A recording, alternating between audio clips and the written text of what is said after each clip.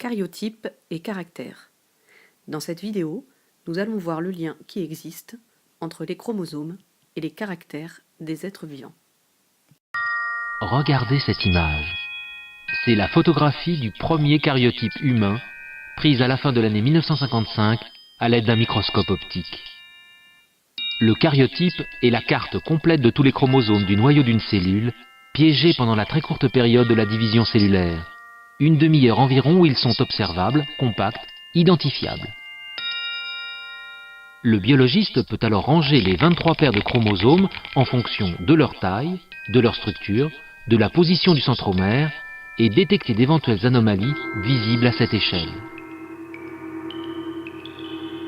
C'est un jeune botaniste chinois, Zhou Yingqiu, en stage en Suède dans le laboratoire d'Albert Levan, généticien reconnu, qui, par hasard, a obtenu ce caryotype.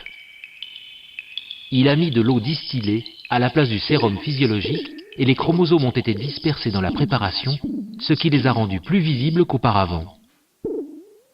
C'est à partir de cette image que l'on a compté les 46 chromosomes humains et non 48, comme on le pensait alors. Une vraie révolution.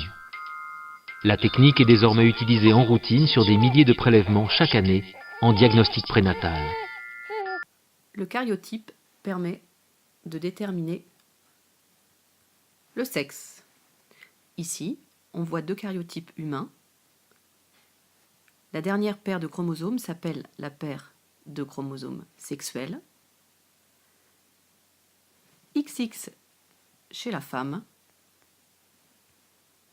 et XY chez l'homme. Le caryotype permet aussi de déterminer l'espèce. On a vu que chez l'homme, le caryotype comporte 23 paires de chromosomes. On voit que chez la chèvre, on a 29 paires de chromosomes plus la paire de chromosomes sexuels, ce qui donne 30 paires de chromosomes.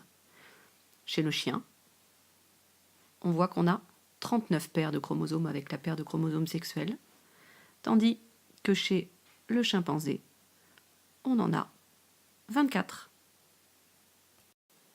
L'étude du caryotype permet aussi de détecter certaines anomalies. Ici, par exemple, on a 3 chromosomes 21 au lieu de 2. Les individus qui possèdent cette particularité ont des caractéristiques physiques particulières, comme par exemple, on le voit avec les enfants qui sont sur les photos, une tête plutôt arrondie, un nez un peu aplati, des yeux bridés en amande vers le haut et des mains avec les doigts assez courts. La trisomie n'est pas une maladie, c'est une différence. Et comme le rappellent judicieusement les affiches, la différence est une chance.